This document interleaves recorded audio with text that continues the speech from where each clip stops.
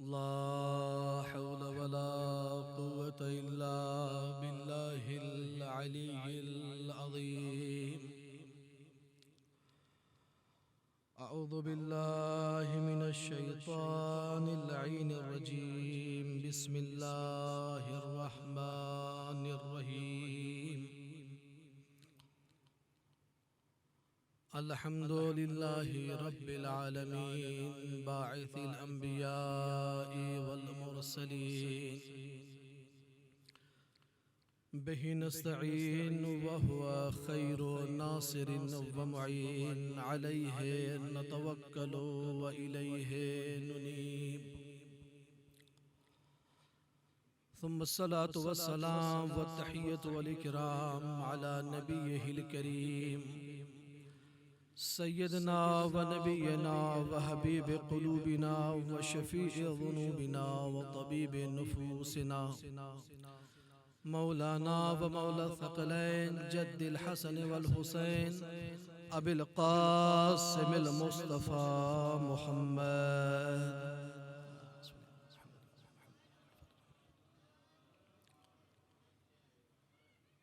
وعلى أهل بيته الطيبين الطاهرين المعصومين المظلومين الذين أذهب الله عنهم رجسا وطهرهم تطهيرا.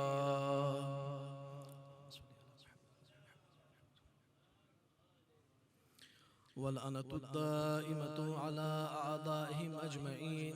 أما بعد، فقد قال سيد الشهداء حسين بن علي عليهم السلام: وأني لم أخرج أشرا ولا بطرا ولا ظالما ولا مفسدا، إنما خرجت لطلب الإصلاح في أمة جدي، وأريد أن أعمر بالمعروف وأنهى عن المنكر وأصير بسيرة جدي وأبي. صلوات پڑھیں محمد وآل محمد.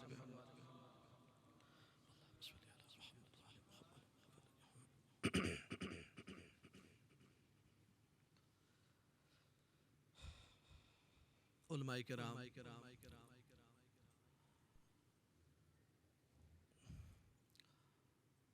اور بزرگان قوم و ملت،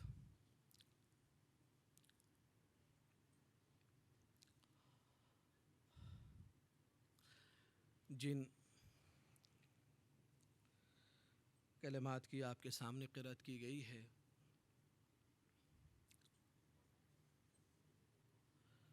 سید الشہداء علیہ السلام کے اس وصیت نامے کے یہ چند فقرات اور کلمات تھے جسے سید الشہداء علیہ السلام وصیت کے طور پر اپنے بھائی محمد حنفیہ کے نام یہ پیغام پہنچا رہے تھے.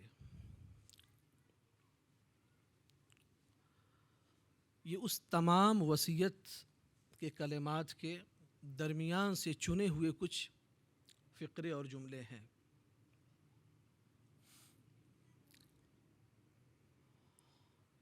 امام علیہ السلام ان کلمات کے ذریعے سے دنیا کے سامنے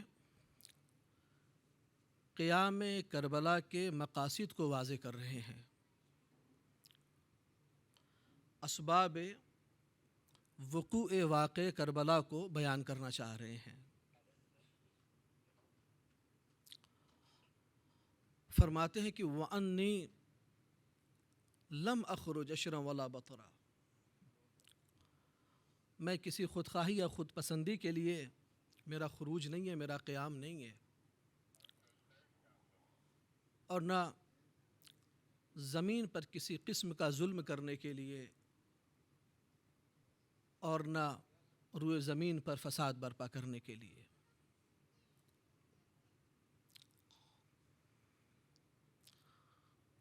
قیام کربلا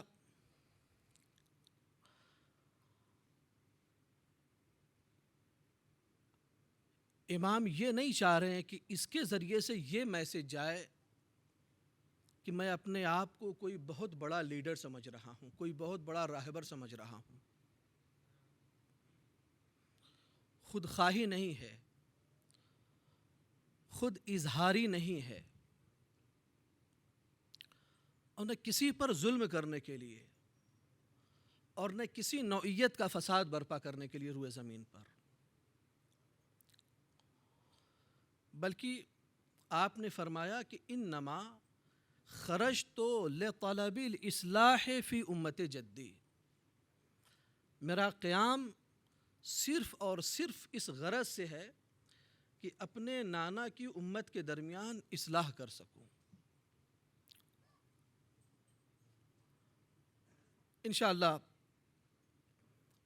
ایک ایک کلمے کے سلسلے میں آئندہ مجالس میں تذکرہ کرتا رہوں گا۔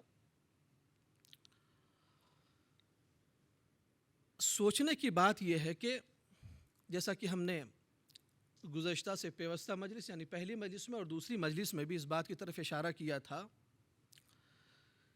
کہ یہ قربانی ایسی قربانی ہے کہ تاریخ بشریت میں اس کی کوئی نظیر اور اس کی کوئی ثانی نہیں ملتی۔ یہ بات بالکل طے ہے، اپنی نوعیت کی یہ واحد قربانی ہے اور بے مثال قربانی ہے۔ تو ظاہر سی بات ہے کہ جب یہ قربانی بے مثال ہے تو جس سبب سے اس قربانی کو انجام دیا گیا ہے ویسا سبب بھی اس سے پہلے وجود میں نہیں آیا ہوگا۔ اگر وجود میں آئے ہوتے ایسے اسباب تو ظاہر سی بات ہے کہ وقت کا جو بھی نبی یا رسول تھا اس کی یہ ذمہ داری تھی کہ اس سبب کو ختم کرنے کے لیے وہ بھی قربانی پیش کرتا۔ توجہ عزیزان گرامی، اس لیے کہ انبیاء اور رسول پیغام الہی کو پہنچانے کے لیے جو کچھ بھی ان کو قربان کرنا ہے وہ قربان کرنے کے لیے آمادہ ہے۔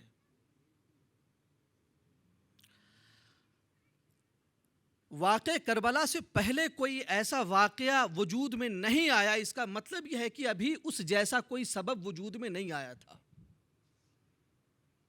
اس پہ غور فرمانے کی ضرورت ہے عزیزان گرامی۔ میں نے مختصر طور پہ اشارہ کیا ہے، ایک بار پھر میں اس کی طرف اشارہ کرتا چلوں کہ اس سے پہلے جتنے بھی دین آئے اپنے وقت کے حساب سے وہ مکمل دین تھے، لیکن ان کے اندر کچھ ایسی کمیاں تھیں آئندہ زمانے کے اعتبار سے کہ قدرت کو یہ ضرورت محسوس ہوتی رہی کہ اس کے بعد ایک نئی شریعت آئے جو یہ آنے والی شریعت ناسخ قرار پاتی تھی اور گزشتہ شریعت منسوخ، اور اس کے بعد یہ سلسلہ جاری رہا اور پیغمبر اسلام تک یہ سلسلہ آیا۔ بہت توجہ، یہ سلسلہ پیغمبر اسلام تک آیا، لیکن شریعت محمدی کی خصوصیت یہ ہے کہ شریعت محمدی ناسخ شریعت ہائے گزشتہ ہے مگر منسوخ نہیں ہے کسی حیثیت سے۔ تمام گزشتہ شریعتوں کے لیے یہ ناسخ ہے، اس کے پیغام کو محدود کر رہی ہے اور اپنا نیا پیغام دے رہی ہے۔ اب میں لفظوں میں نہیں الجھنا چاہ رہا ہوں، بات کو آگے بڑھانے کی کوشش کر رہا ہوں۔ یہ وہ شریعت تھی جس کا حلال قیامت تک کے لیے حلال تھا اور جس کا حرام قیامت تک کے لیے حرام تھا۔ بہت توجہ، جس کا حرام قیامت تک کے لیے حرام اور جس کا حلال قیامت تک کے لیے حلال۔ اور کیوں شریعتیں آئی تھیں؟ جیسا کہ میں نے گزشتہ مجلس میں عرض کیا تھا، تاکہ روح بشریت کو اس کی جو صحیح جگہ ہے، اس کا جو واقعی مقام ہے، شریعت پر عمل پیرا ہو کر ہر انسان اپنی روح کو اس مقام تک پہنچا سکے، اپنی روح کو اس مقام تک پہنچا سکے۔ لیکن عزیزان گرامی، جب محافظان شریعت کو ان کے اپنے واقعی مقام سے ہٹا کر اور کچھ خود ساختہ افراد ان کی جگہ پہ بیٹھ گئے، تو اب اس میں کوشش یہ کی گئی کہ حلال محمدی کو حرام میں بدلا جائے اور حرام محمدی کو حلال میں تبدیل کر دیا جائے۔ لہذا وہ حقیقت کو پیش کرنے کے لیے کہ جو روح کو اس کا عظیم مقام دے رہی تھی، اب وہ شریعت ہی بدلی جا رہی تھی، مقصد خلقت فوت ہوا جا رہا تھا، بشریت کا گلا گھونٹا جا رہا تھا، روح انسانیت کو مارا جا رہا تھا۔ لہذا سید الشہداء علیہ السلام نے اتنا بڑا قیام کیا ہے کہ جو صحیح اور واقعی شریعت محمدی ہے دنیا کے سامنے اسے پیش کیا جائے۔ اس لیے اتنی بڑی قربانی کی ضرورت ہے، بہت عظیم قربانی ہے جان گرامی۔ سید الشہداء علیہ السلام جتنی بڑی قربانی پیش کر رہے ہیں، بہت توجہ، جتنی بڑی قربانی پیش کر رہے ہیں، سید الشہداء علیہ السلام کو چاہیے یہ ہے کہ جتنی بڑی قربانی پیش کر کے واقعی دین کو ہم تک پہنچانے کی کوشش کی جا رہی ہے، اس قربانی کی حفاظت بھی اسی پیمانے پہ ہونی چاہیے۔ اس قربانی کی حفاظت بھی اسی پیمانے پہ ہونی چاہیے۔ کیوں؟ نگاہ امامت یہ دیکھ رہی ہے کہ شہادت امام حسین اور واقع کربلا کے بعد کچھ ضمیر فروش مورخ آئیں گے اور خلاف واقع کربلا لکھنے کی کوشش کریں گے، لیکن امام کی حکمت عملی نے ان تمام ضمیر اور دین فروش محرخوں کے لبوں کو حرکت دینے کی جرات نہ ہو سکی واقع کربلا کے بعد، اور جو قلم چل رہا تھا امام کی حکمت عملی نے اسے روک دیا۔ جو زبان بولنے کے لیے تیار تھی خلاف کربلا، وہ زبان ہو سکتا ہے جنبش میں رہی ہو اور حرکت میں رہی ہو اور کچھ حد تک خلاف کربلا لکھا ہو، لیکن دنیا نے اس زبان کو باور نہیں کیا، اس زبان پہ نکلے ہوئے الفاظ و جملات کو قبول نہیں کیا۔ انشاءاللہ میں بتاؤں گا کہ کس طریقے سے بعض متعصب مورخوں نے واقع کربلا کو ایک غلط رخ دینے کی کوشش کی ہے۔ لہٰذا سید الشہداء علیہ السلام کی نگاہ امامت یہ دیکھ رہی تھی کہ واقع کربلا کے بعد بہت سارے ایسے افراد آئیں گے جو خلاف کربلا لکھنے کی کوشش کریں گے۔ امام علیہ السلام کی حکمت عملی پہ ذرا غور فرمائیے کہ کس طریقے سے واقع کربلا سے پہلے ہی امام کی مکمل یہ کوشش ہے کہ کوئی واقع کربلا پر انگشت نمائی نہ کر سکے، کوئی واقع کربلا کے خلاف لب کشائی نہ کر سکے۔ دیکھیں ذرا امام کی حکمت عملی۔ جب یزید برسر اقتدار آیا، اس نے خط لکھا کہ کچھ لوگوں سے بیعت لی جائے، جن میں سے ایک نام حسین ابن علی علیہ السلام کا ہے۔ ایک صلوات پڑھے محمد وآل محمد پہ۔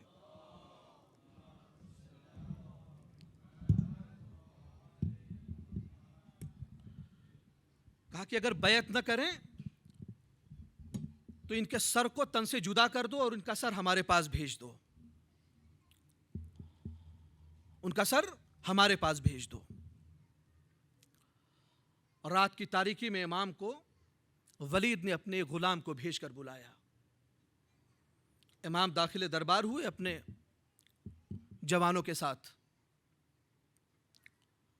جب امام داخل دربار ہوئے، بہت توجہ عزیزان گرامی، داخل دربار ہوئے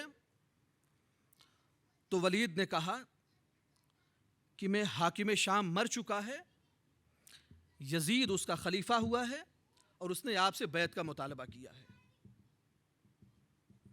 حاکم شام کے موت کی خبر ولید نے امام حسین علیہ السلام کو سنائی۔ حاکم شام ہے کون کہ جس کی خبر سنائی جا رہی ہے؟ حاکم شام وہ شخص ہے کہ جس نے کوفہ اور عراق سے چن چن کر اہل بیت کے چاہنے والوں کو شہید کیا ہے، چن چن کر، ایک ایک کر کے، اور اس کی پوری تفصیلات ہے جو آپ کے سامنے ہے۔ حاکم شام وہ شخص ہے کہ جس نے بقول علامہ امینی اور صاحب ربیع الابرار کے 75 سال تک کما بیش آپ اس میں اور ضمیمہ کر سکتے ہیں. تقریباً 75 سال تک جہاں تک اس کا اختیار اور اقتدار تھا، ہر ایک منبر سے، ہر ایک مسجد سے، ہر ایک نماز کے بعد، ہر ایک جمعے کے خطبے میں امیر کائنات علیہ الصلوۃ والسلام کو برا بھلا کہتا تھا. علماء بیان کرتے ہیں کہ سب نے اس کے اس حکم کو قبول کیا سوائے اہل سیستان نے.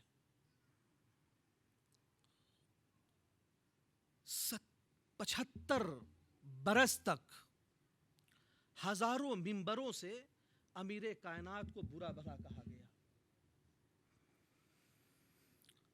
جس کا نتیجہ ایزان گرامی یہ ہوا کہ علامہ طباطبائی میر جہانی، یہ صاحب المیزان نہیں، جن کی کتاب بکاء الحسین ہے، اس میں انہوں نے اس ایک واقعے کو نقل کیا. کہا کہ اس امیر کائنات پر خاکم بدہن سب و شتم کا نتیجہ یہ ہوا کہ انسان اس کو اپنے وظیفے میں، جو وظیفہ اعمال اس میں شمار کرتا تھا.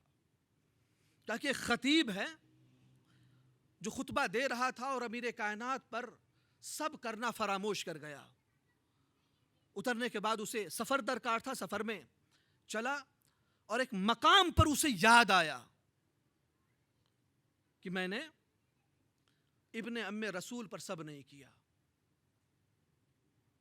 اس نے فوراً وہاں پہ مسجد بنوائی اور اس کا نام مسجد الذکر رکھا، جہاں پہ اس کو یہ چیز یاد آئی ہے کہ میں امیر کائنات پر سب کرنا فراموش کر گیا ہوں، تاکہ وہ جب اس مجلس کو دیکھے اور امیر کائنات پر سب کرے. اس کا اثر یہ ایزان گرامی.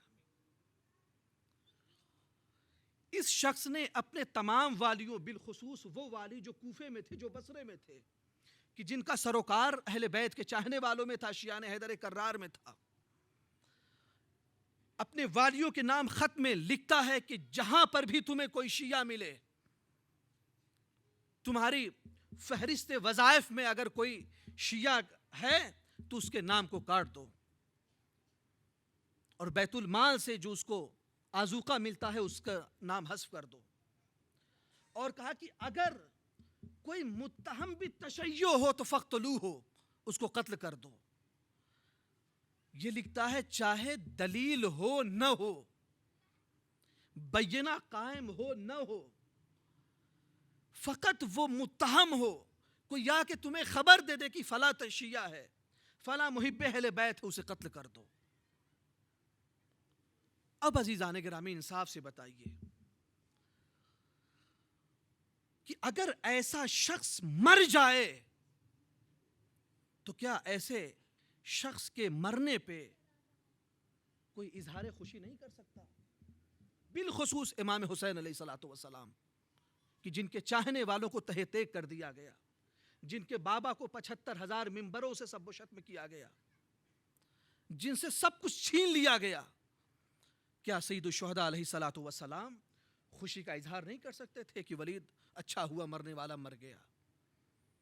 میں آپ کو عرض کروں کہ سلیمان بن سورد خزائی اور رفع بن شداد اور اس طریقے کے چند نام ایسے ہیں کہ جنہوں نے مرگ حاکم شام کے بعد خط لکھا ہے امام حسین علیہ الصلوۃ والسلام کو، اور اس میں اسی کلمات کا اظہار، انہی کلمات کا اظہار ہے کہ الحمدللہ الذی اہلک عدوک الجبار العنید.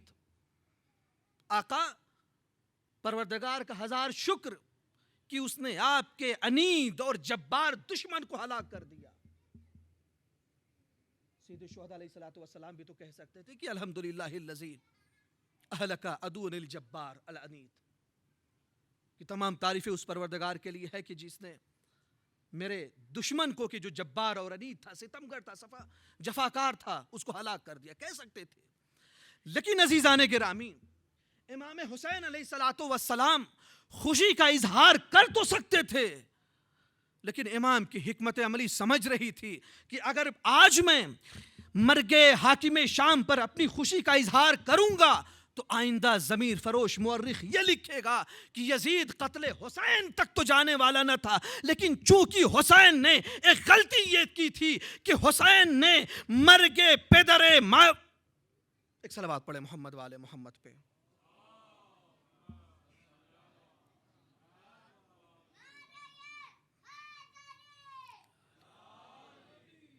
حقیقت میں نام نہیں لینا چاہ رہا تھا کہ مرگ پیدر یزید کی خوشی میں امام علیہ الصلوۃ والسلام ان کلمات کا اظہار کر سکتے تھے، مگر امام کی نگاہیں دیکھ رہی تھی کہ آئندہ جب مورخ خلاف کربلا لکھنا چاہے گا تو اسے یہ موقع فراہم ہوگا، یہ وقت اسے مل جائے گا، لکھنے کے لیے موقع مل جائے گا کہ وہ کہے گا یزید قتل حسین تک آمادہ نہیں تھا، لیکن چونکہ حسین نے یزید کے باپ کی خوشی کا اظہار کیا تھا لہٰذا وہ جذبات میں طیش میں آ کر اس نے حسین کا قتل کر دیا. اور یہ تو کوئی بھی بیٹا کر سکتا ہے، اس کا باپ مرا ہوا ہے اور اس پہ کس کو حق ہے کہ خوشی کا اظہار کرتا. لہٰذا نگاہ امامت ان مواقع کو دیکھ رہی تھی کہ کسی مورخ کو خلاف کربلا لکھنے کا موقع فراہم نہ ہو. اسی کا نام ہے نگاہ امامت.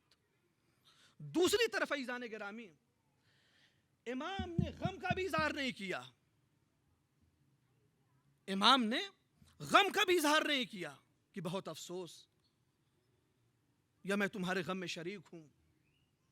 امام نے بالکل بھی غم کے الفاظ اپنی زبان سے جاری نہیں کیے، بس کلمہ استرجاع انا للہ و انا الیہ راجعون، تم مجھ سے کیا چاہتے ہو، اتنا کہا امام نے. تم مجھ سے کیا چاہتے ہو، کہا کہ یزید کا حکم ہے کہ بیعت کریں. امام نے نہ خوشی کا اظہار کیا، امام نے غم کا بھی اظہار نہیں کیا. آقا آپ نے غم کا کیوں نہیں اظہار کیا؟ غم کا اظہار کرتے. شاید آقا جواب دے کہ اس لیے غم کا اظہار نہیں کر رہا ہوں کہ واقع کربلا کے بعد یہی مورخ آ کے کہے گا کہ یہ کیسے ممکن ہے کہ امام حسین علیہ الصلوۃ والسلام ایک شخص کے مرگ میں غم کا اظہار کریں اور ان کے درمیان کوئی اچھا رابطہ نہ ہو، کوئی اچھا علاقہ نہ ہو، کوئی اچھا رابطہ نہ ہو.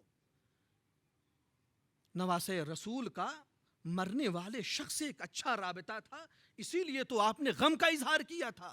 اور جب غم کا اظہار کیا تھا تو اس غم کے الفاظ کے پس پردہ ان تمام بنی امیہ کے مظالم کو چھپایا جا سکتا تھا.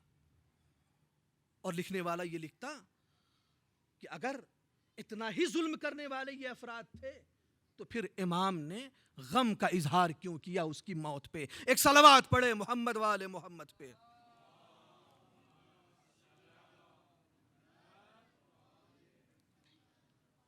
امام کی حکمت عملی نے نہ اس مورخ کو جو خلاف کربلا لکھنا چاہ رہا تھا اس سے کوئی موقع نصیب فرمایا، اور نہ اس مورخ کو کوئی ایسا موقع نصیب فرمایا کہ جو مورخ بنی امیہ اور اہل بیت میں ایک اچھے رابطے کو پیش کرنے کے انتظار میں بیٹھا ہوا تھا. امام نے ایسی حکمت عملی اپنائی. لہٰذا اتنی بڑی قربانی کو پیش کرنے کے لیے امیر سید الشہداء علیہ الصلوۃ والسلام کو بہت احتیاط کرنی ہے. دوسرا موقع عزیزان گرامی، اس وقت جب جناب مسلم کوفہ پہنچتے ہیں اور کوفہ پہنچنے کے بعد زیاد بن عبید، شریک بن اعور اور کچھ دوسرے اہل بصرہ کے ساتھ بصرہ چھوڑ کے کوفہ آ رہا ہے. بہت توجہ، بصرہ چھوڑ کے کوفہ آ رہا ہے. شریک بن اعور کون ہے؟ شریک بن اعور شدید تشیع رکھنے والے ہیں، جو علماء رجال نے لکھا ہے اور دوسرے علماء نے لکھا ہے. شدید شیعہ ہیں، جس کو ہم اپنی زبان میں کہتے ہیں کہ پکے شیعہ ہیں. اگرچہ شریک بن اعور کی کچھ دوستی زیاد سے بھی ہے، عبید اللہ ابن زیاد اور اس کے باپ سے بھی کچھ حد تک دوستی تھی. جب عبید اللہ ابن زیاد بصرہ چھوڑ کے آ رہا ہے تو جناب شریک بن آور کو بھی اپنی ساتھ لے کے آ رہا ہے. جہاں پر ایک مجھے واقعہ یاد آ گیا، میں اسے بھی ذکر کرتا چلوں کہ شریک بن آور جنگ جمل میں امیر کائنات کے ساتھ تھے، جنگ صفین میں بھی امیر کائنات کے ساتھ تھے. یہ ایک موقع آیا کہ بصرے سے ان کو شام جانا نصیب ہوا، اور اس وقت جب یزید کا باپ زندہ ہے. شریک بن آور داخل دربار ہوئے، اور ظاہر سی بات ہے کہ جنگ جمل میں امیر کائنات کے ساتھ تھے، جنگ صفین میں بھی امیر کائنات کے ساتھ تھے، اور حاکم شام کے مقابل میں تھے. تو اس کے دربار میں جب حاضر ہوئے تو اب موقع یہ ہوا کہ حاکم شام یہ کوشش کرنا چاہ رہا ہے کہ شریک بن آور کی توہین کرے. سامنے کھڑے ہوئے شریک بن آور، پوچھا تم کون ہو، تمہارا نام کیا ہے؟ کہا کہ میرا نام شریک بن آور ہے. یہ اپنے قبیلے کے رئیس ہیں. تو کہتے ہیں کہ تمہارے قبیلے والے کتنے عجیب لوگ ہیں کہ اس شخص کو اپنا رئیس بنایا ہے جس کا ظاہری قیافہ بھی بڑا بدصورت ہے، اور وہ اس کا نام بھی آور ہے. تو اس کے بعد چند کلمات ادا کرتا ہے کہ شریک نام اچھا نہیں ہے، اس لیے کہ اللہ وحدہ لا شریک ہے.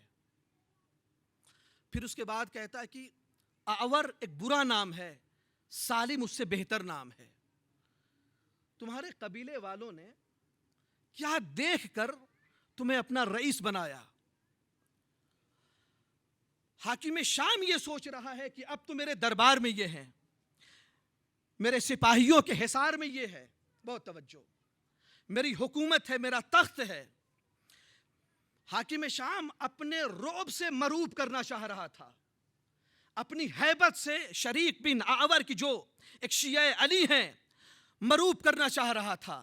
لیکن عزیزان گرامی، شریک بن آور کیا، ہر وہ شیعہ کہ جس کے دل میں شجاعت علی کی شمع روشن ہو، وہ شام کے اندھیروں میں روشن ہوتا ہے، خاموش نہیں ہوتا. شام کے اندھیروں میں وہ اور روشن ہوتا ہے، اس کے نور میں اور اضافہ ہوتا ہے. کہتی کہ اچھا، میرا نام اچھا نہیں ہے. تو کہا کہ یہ بتا کہ تیرا نام کیا ہے. جب اس نے نام بتایا تو اس نام کی وضاحت جو شریک بن آور نے کی ہے، جو اہل لغت نے بھی لکھا ہے، وہ تہذیب منبر کے خلاف ہے. وہ تہذیب منبر کے خلاف ہے. میں نہیں بتا سکتا. آنکھوں میں آنکھیں ڈال کر شریک بن آور یہ بات کر رہے ہیں. کیوں؟ اس لیے کہ دل میں شمع شجاعت علی روشن ہے. امیر کائنات کے ہم رکاب ہیں یہ افراد. وہ سمجھتے ہیں کہ دشمن کے مقابل میں آ کے دشمن کی آنکھوں میں آنکھیں ڈال کر گفتگو کیسے کی جاتی ہے. اسے بہتر کون سمجھ سکتا ہے؟ کہا کہ تیرا تو یہ نام ہے، اپنے باپ کا نام بتا. کہا حرب. کہا کہ حرب؟ کہا کہ اس سے بہتر تو صلح ہے. حرب یعنی جنگ، صلح یعنی صلح و آشتی، اس سے بہتر تو صلح ہے. کہا کہ اچھا اب اپنے باپ کا نام بتا. کہا کہ صخر. کہا کہ صخر؟ اس سے بہتر تو ہموار زمینیں ہیں، اس سے بہتر تو ہموار زمینیں ہیں. اب جب اس انداز میں اپنے سوال کا جواب پا گیا تو سر کو جھکا لیا اور کہتے کہ اپنے قریب بلایا، کچھ انعام بھی دیا. علی کے چاہنے والے کبھی بھی اپنے دشمن کے مقابل میں مروب نہیں ہوتے ہیں، ہمیشہ آنکھوں میں آنکھیں ڈال کر صحیح اور حق بات کا جواب دیتے ہیں. ایک صلوات پڑھے محمد و آل محمد پہ.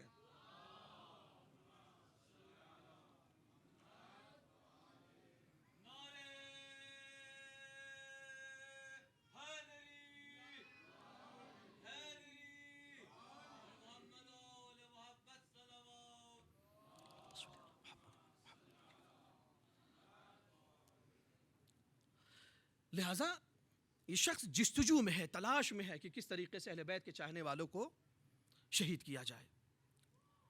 کہتے کہ جب امام حسن علیہ الصلوۃ والسلام کی شہادت کی خبر دربار شام میں پہنچی ہے تو حاکم شام نے خوش ہو کر ایک تکبیر بلند کی ہے، اور اس کے ساتھ تمام درباریوں نے۔ ایک خاتون دور کھڑی ہوئی ہے، وہ کہتی ہے کہ یہ تکبیر کیوں؟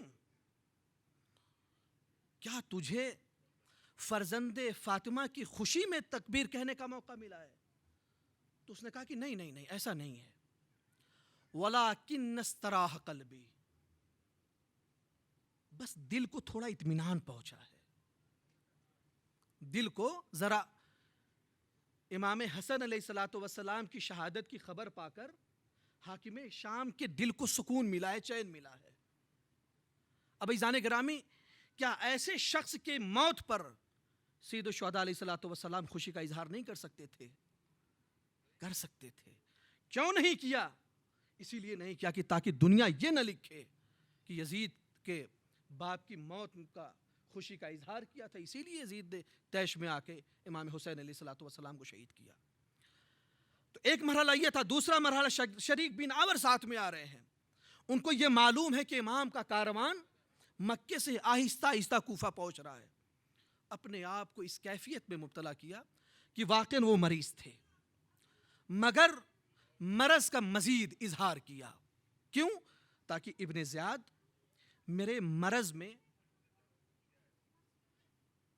مرض کا احساس کر کے اپنے کاروان کو آہستہ لے کے چلے، اور اس طرف امام حسین علیہ الصلوۃ والسلام کوفے پہنچے ابن زیاد کے پہنچنے سے پہلے۔ بہت توجہ جانے گرامی، لیکن ابن زیاد نے شریک کو راستے میں چھوڑ دیا اور خود کوفہ پہلے پہنچ گیا۔ کچھ دنوں کے بعد جناب شریک بن آور مسلم بن ہانی کے ہاں پہنچتے ہیں، ہانی بن عروہ کے ہاں گھر پہنچتے ہیں وہاں پہ، اور وہاں پہ جناب مسلم کو مدعو کرتے ہیں اور یہ کہتے ہیں کہ دیکھو میں مریض ہوں، چونکہ ابن زیاد سے میری آشنائی ہے، وہ میری عیادت کو ضرور آئے گا، لہٰذا بہت توجہ جانے گرامی، لہٰذا جیسے ہی ابن زیاد داخل خانہ ہو آپ اسے قتل کر دیں گے۔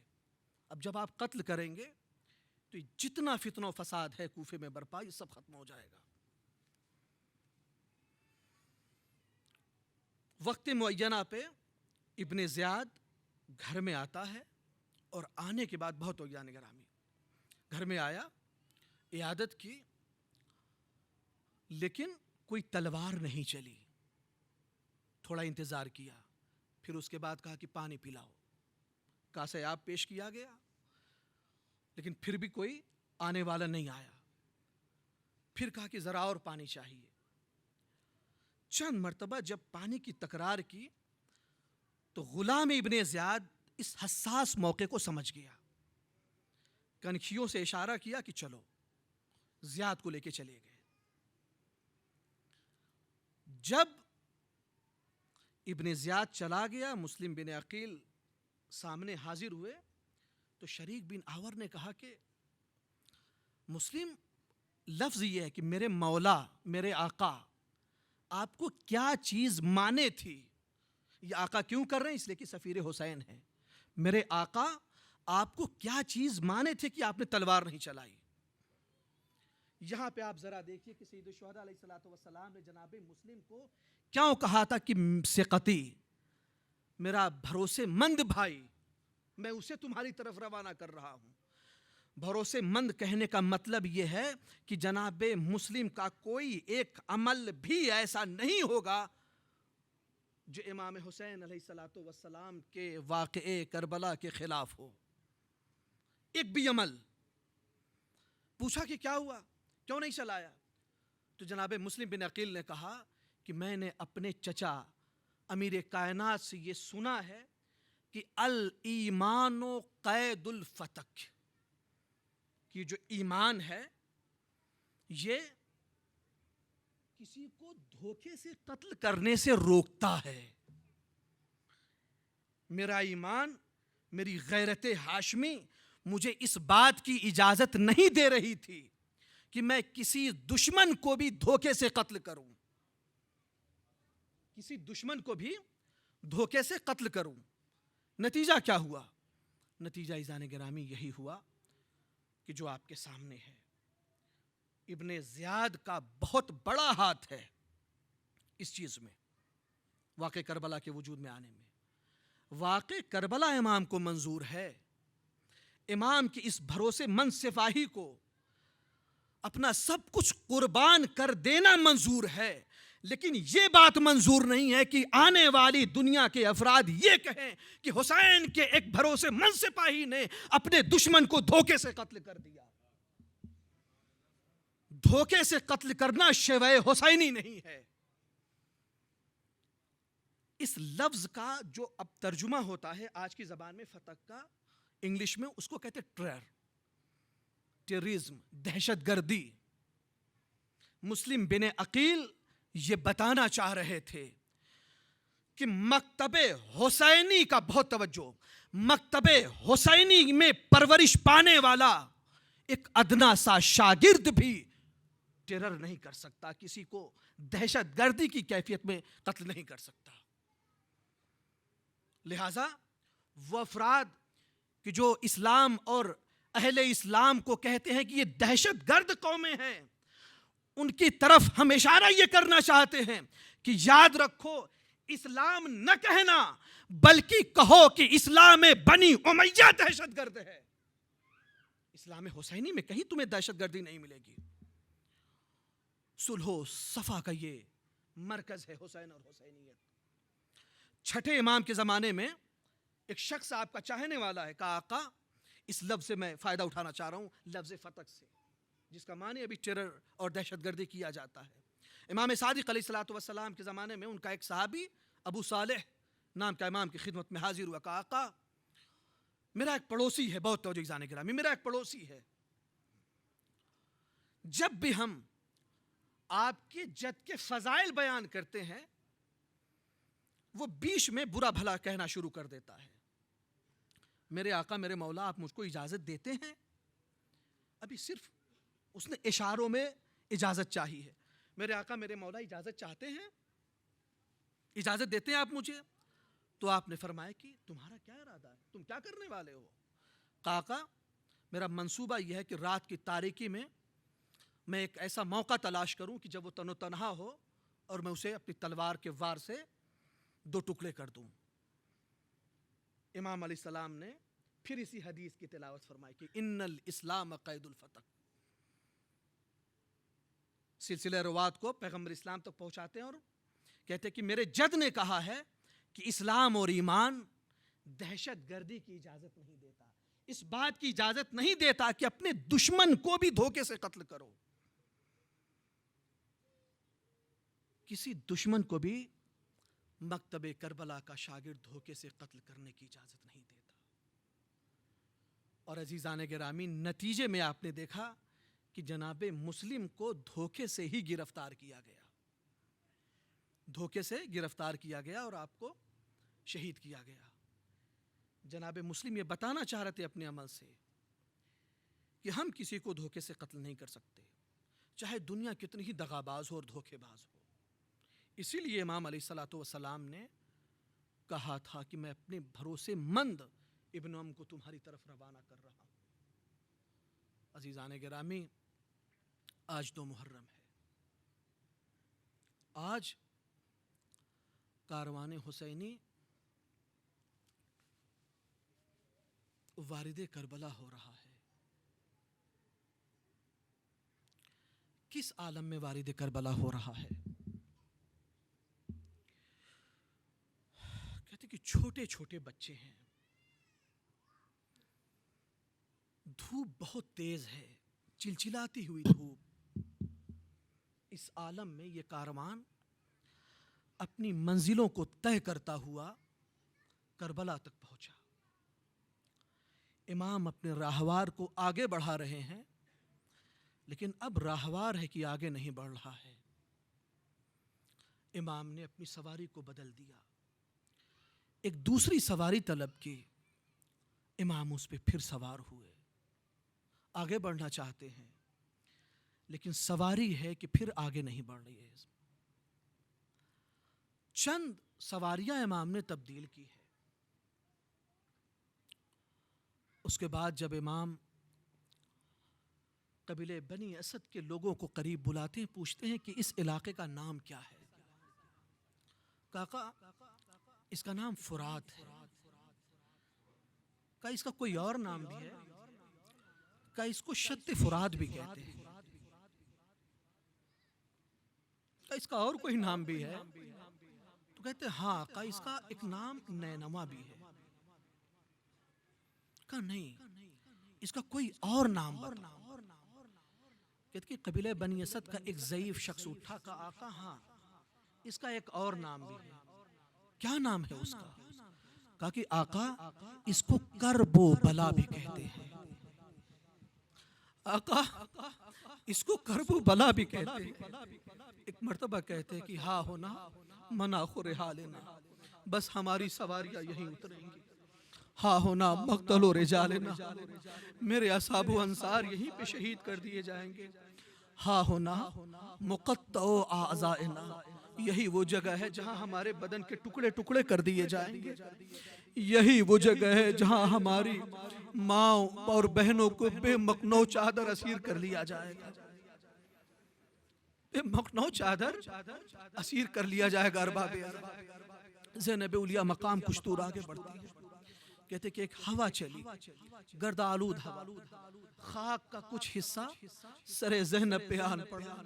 ایک مرتبہ کہتے کہ بھیا مجھے اس خاک سے ایک عجیب بو آتی ہے بھیا، ایک عجیب بو آتی ہے میرے بھیا۔ 2 محرم کو یہ کاروان وارد کربلا ہو گیا۔ ارباب عاشور قریب ہوتی جا رہی ہے، عاشور قریب ہوتی جا رہی ہے۔ دشمن کا لشکر رہ کے کبھی 500 کا لشکر، کبھی 1000 کا، کبھی 2000 کا لشکر آ رہا ہے۔ ہر لشکر پہ جناب زینب بے قرار ہو کر ماں فضا سے کہتی کہ ماں فضا ذرا جا کے دیکھو تو کہیں کوئی میرے بھیا کا مددگار تو نہیں آیا، ذرا جا کے دیکھو تو یہ کوئی وہ لشکر تو نہیں آیا جو میرے ماں جائے کی نصرت کے لیے آ رہا ہو۔ ایک مرتبہ جناب فضا آتی ہے، کہتی نہیں نہیں بی بی، یہ تو لشکر دشمن ہے جو اضافے پہ اضافہ ہوتا جا رہا ہے۔ ایک مرتبہ اپنے ماں جائے کو قریب بلایا اور قریب بلا کے کہتی ہے کہ بھیا اس عالم غربت میں دیکھ رہی ہوں کہ جب بھی کوئی لشکر آ رہا ہے میں ماں فضا کو بھیجتی ہوئی، یہ کون سا لشکر ہے؟ ماں فضا بار بار یہی کہتی ہے یہ دشمن کا لشکر آیا، اے بی بی یہ دشمن کا لشکر اضافہ۔ اے بھیا ذرا یہ بتاؤ اس عالم غربت میں کوئی آپ کا چاہنے والا نہیں ہے جو آپ کی نصرت و مدد کے لیے آئے؟ اجرکم اللہ ارباب ازا، خدا آپ کو کسی غم میں نہ رلائے سوائے غم آل محمد میں۔ ایک مرتبہ امام حسین علیہ السلام نے کہا میری بہن زینب، ہاں میرا ایک ساتھی ہے، میرا ایک چاہنے والا کوفے میں ہے، قلم اور دوات لاؤ میں خط لکھوں۔ اب جو خط کا مضمون لکھنا چاہا تو کیا لکھتے ہیں کہ من الحسین الغریب الى الرجل الفقیہ حبیب ابن مظاہر۔ یہ خط حسین غریب کی طرف سے حبیب ابن مظاہر فقیہ کوفہ کی جانب ہے۔ اے حبیب دیکھو جب میرا خط تم تک پہنچے تو میری نصرت کرنے میں بڑی تیزی سے آنا۔ تمہیں خبر تو ہے کہ میری رسول اللہ کی نسبت ارے کیا رشتہ داری ہے، کیا قربت ہے۔ ہاں ارباب ازا ایک مرتبہ نامہ بر خط لے کر وارد کوفہ ہوا، دق الباب کیا۔ ایک مرتبہ جناب حبیب ابن مظاہر حبیب ابن مظاہر آتے ہیں، نامہ کو لیتے ہیں، دیکھتے ہیں کہ آقا حسین کا خط ہے۔ ایک مرتبہ اپنی آنکھوں سے لگاتے ہیں، کبھی ہونٹوں سے لگاتے ہیں، خط پڑھتے ہیں، مضمون خط کو پڑھتے جاتے ہیں۔ ایک مرتبہ چہرے پر ایک عجیب کیفیت طاری ہوتی جاتی ہے۔ مومنہ بی بی ہے، پوچھ لیا آقا یہ کس کا خط ہے؟ آواز دی میرے آقا حسین کا خط ہے۔ کہا پھر خیال ہے؟ کہا میرا آقا کربلا میں نرغے آدھا میں گر گیا، نصرت کے لیے بلا رہا، نصرت کے لیے بلا رہا۔ میں اس پس و پیش میں ہوں کہ اپنے آقا کی نصرت کے لیے جاؤں یا کوفے میں رہ جاؤں۔ مومنہ کا عجیب جواب، اے حبیب قیامت کر رہے ہو، فاطمہ زہرا کا لال اپنی نصرت کے لیے تمہیں بلا رہا ہے اور تم یہ سوچ رہے ہو کہ نصرت کے لیے جاؤں یہ نہ جاؤں. اے حبیب اپنی تلوار دو، نصرت حسین کے لیے میں جاؤں گی. کہا اے مومنہ نہیں، بس میں تمہارا امتحان لے رہا تھا. اے مومنہ میں یہ آزمانا چاہ رہا تھا کہ کیا تم میری مفارقت برداشت کر سکتی ہو. میرے آقا بسم اللہ نصرت حسین کے لیے جائے. میرے آقا مفارقت نصرت حسین میں جو مصیبتیں ہوں گی میں اسے برداشت کروں گی. ایک مرتبہ جناب حبیب ابن مظاہر نے اپنی سواری کو اپنے غلام کے ساتھ روانہ کر دیا اور کہا کہ ایک نامعلوم مقام پہ جاؤ اور جا کے وہاں پر میرا انتظار کرو. ایک مرتبہ ارباب اعزا جب جناب مسلم معلوم ہے نا کہ ناکہ بندی ہے کوفے میں، ایک مرتبہ جب جناب حبیب ابن مظاہر کوفے کے نامعلوم راستوں سے ہوتے ہوئے جب اپنی منزل تک پہنچے ہیں تو کیا دیکھتے ہیں کہ تاخیر ہو رہی ہے. اس تاخیر کی بے قراری میں راہوار ہے جو بے زبان ہے اپنے پاؤں کو زمین پر بار بار پٹا رہا ہے. اس کی آنکھوں میں آنسو ہے، غلام کی آنکھوں میں آنسو ہے.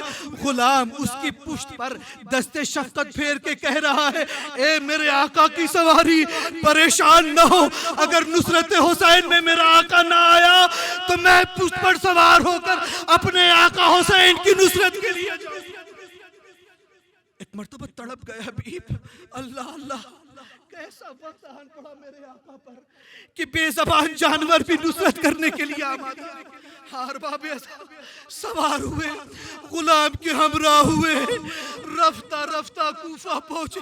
ایک مرتبہ کوفے کے راستے سے کیا دیکھتے ہیں کہ گرد و غبار میں اٹا ہوا ایک دوست چلا آ رہا ہے، غلام چلا آ رہا ہے. ایک مرتبہ آواز دی میرے بھیا عباس ذرا استقبال کے لیے آگے، میرے لال اکبر استقبال کے لیے آگے بڑھو اور ذرا دیکھو تو کہیں میرے بچپن کا دوست حبیب ابن مظاہر تو نہیں آ رہا ہے. ایک مرتبہ حبیب قدم بوسی کے لیے جھک گئے. ایک مرتبہ صدائے تکبیر فضائے کربلا میں بلند ہوئی. ایک مرتبہ جناب فضا نے کہا، ایک مرتبہ جناب زینب نے کہا ما فضا یہ صدائے تکبیر کیوں آ رہی ہے. ایک مرتبہ جناب فضا در خیمہ پہ آئی، اے جوانو ذرا یہ بتاؤ یہ صدائے تکبیر کس لیے ہے. کسی نے آواز دی اے اما فضا آپ کو خبر ہے کہ آقا کا بچپن کا صحابی اور ساتھی حبیب ابن مظاہر آئے ہوئے ہیں. ایک مرتبہ جناب فضا خوش ہو کر داخل خیمہ ہوئی. اے بی بی اے شہزادی جس کے لیے آقا نے خط لکھا تھا وہ حبیب آ گیا نصرت کے لیے، وہ حبیب نصرت کے لیے آ گیا. شہزادی پسے پردے خیمہ آتی ہے اے حبیب ہمارا شکریہ قبول کرو. ارے اس عالم غربت میں تم ہمارے ماں جائے کی نصرت کے اے حبیب ہمارا سلام ہمارا شکریہ. ارے بھئی یہ سننا تھا. حبیب نے خمامہ پھینکا، خاک کربلا کو اپنے سر پہ ڈالنا شروع.